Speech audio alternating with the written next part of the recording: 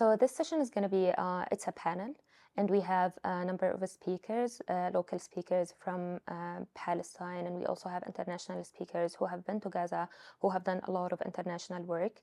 And the aim of this session is just to shed light on the struggle of cancer patients in Palestine and specifically in Gaza amidst everything that is happening now.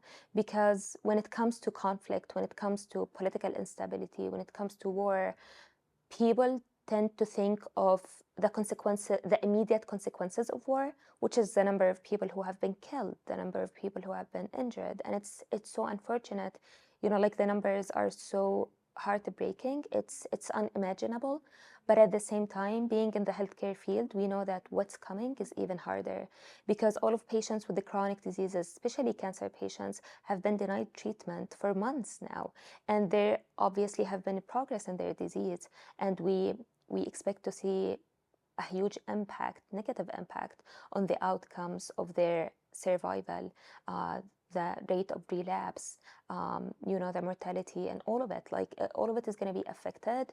And what I feel like one of the things that people don't pay attention to is that the majority of conflicts, the majority of deaths actually happen because of the spread of infectious diseases and the progression of non-communicable diseases. And that is an indirect consequences of war that we might not be able to see from the beginning.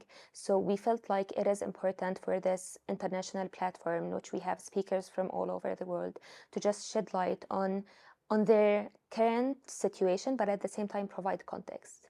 Because this didn't start a few months ago. It has a long, long history of a struggle, of inequities, of discrimination, of lack to access, of limited resources. And we just feel like by providing this context and also discussing what's happening now and engaging all of the international community, we're hopeful to come up with solutions on how we can help. Because I feel like everyone's feeling helpless these days and we all want to do something. And by these collaborative efforts, I believe there must be something that we can do.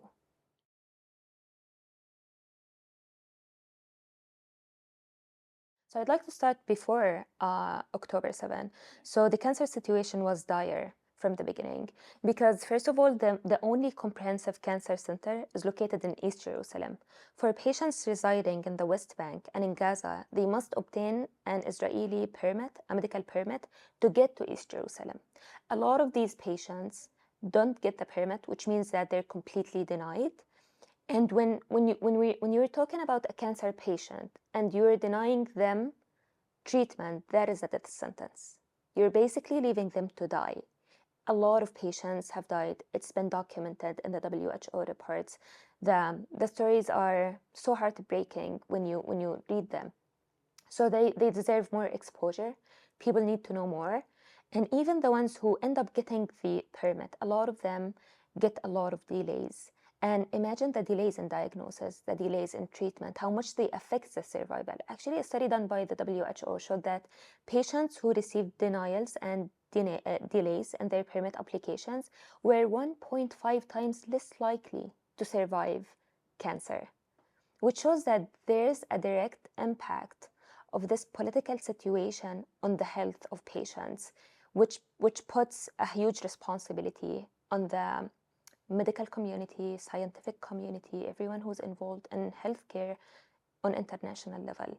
So by providing context about these challenges, including the referrals, including the permits, including the limited treatment, like radiotherapy is completely denied in the West Bank and Gaza.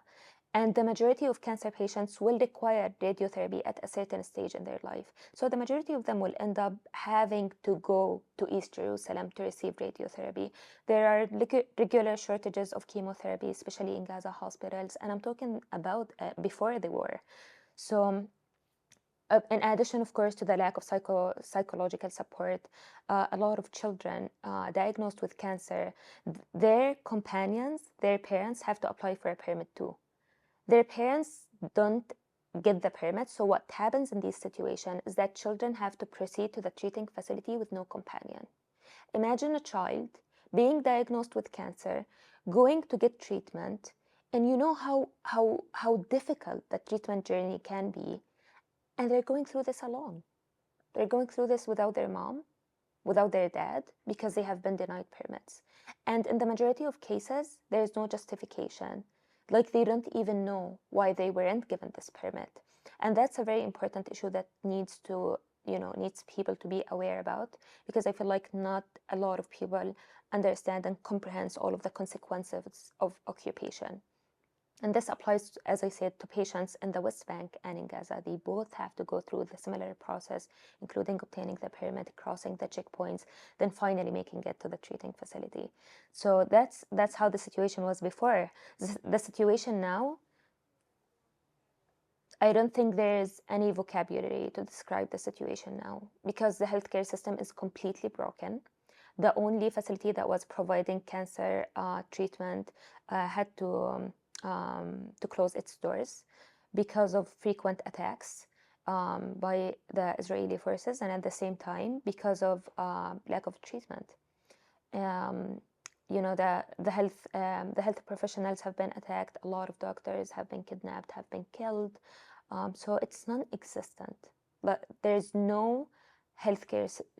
There's almost no cancer treatment in Gaza during these days and in the past few months. So a number of cancer patients have managed to be evacuated by a lot of international efforts, a lot of international institutions in collaboration. They managed to evacuate some patients, but a lot of patients are still in Gaza facing war and facing cancer at the same time. And even the ones who managed to evacuate, I need you to think of how they evacuated, because these patients got out of Gaza with no medical records, with no medical history.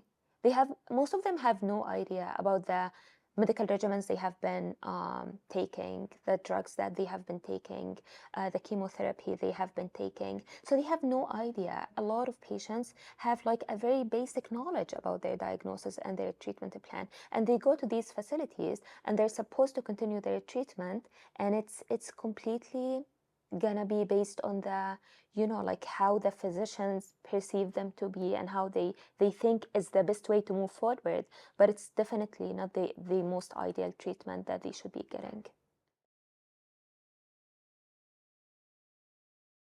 I think first of all, providing protection.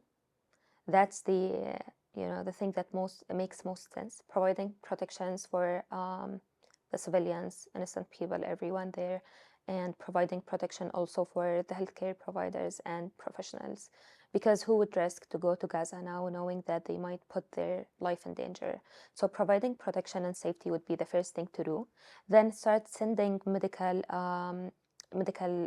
professionals to Gaza to help in rebuilding and reconstructing the healthcare system that is completely broken now. Of course, working on funding, collecting funding, doing fundraising, so that by the time that we have some kind of stability and we can rebuild, we have the resources to start rebuilding. So I believe that is extremely important.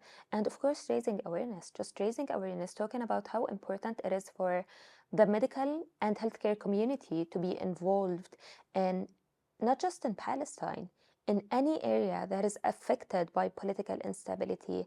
And we see that the impact of this political instability is significant on their health. This puts a huge responsibility on all of us, on everyone in the international community. So just by raising awareness, creating these spaces in which we share stories, we share data, we also centralize Palestinians themselves to talk about their experience, to talk about how the situation was, how the situation is, and how it should be. And by also, I think that is like the whole point of this session, just like to create the space to share opinions and share ideas and see how we can help, what we can do, because there must be something that we can do. And we believe, like by starting the conversation, this is the first step towards doing something and implementing some interventions. 100%, because first of all, we still don't have enough data from Palestine, or unfortunately, when it comes to conflict, a lot of data gets lost.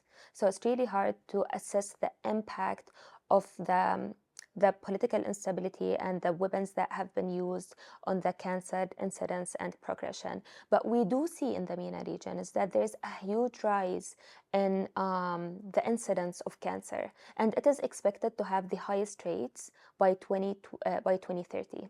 So this also makes us think that one of the things that we know about the Middle East is the fact that a lot of countries suffer from political instability, suffer from conflict. A lot of people have been subjected to different kinds of weapons. And we obviously know that the environmental factors play a huge factor in getting cancer, even like the psychological factor of war, even like being put under so much stress, it must play a role in being susceptible to developing cancers more. Unfortunately, we still don't have data, so I cannot say, like in a very precise way how conflict is affecting the cancer prevalence and progression. But based on what we know, generally speaking, we predict that there must be, a rise in the incidence directly because of the things that people get exposed to, whether the weapons that they are subjected to, or the psychological stress and the trauma that they're subjected to as well.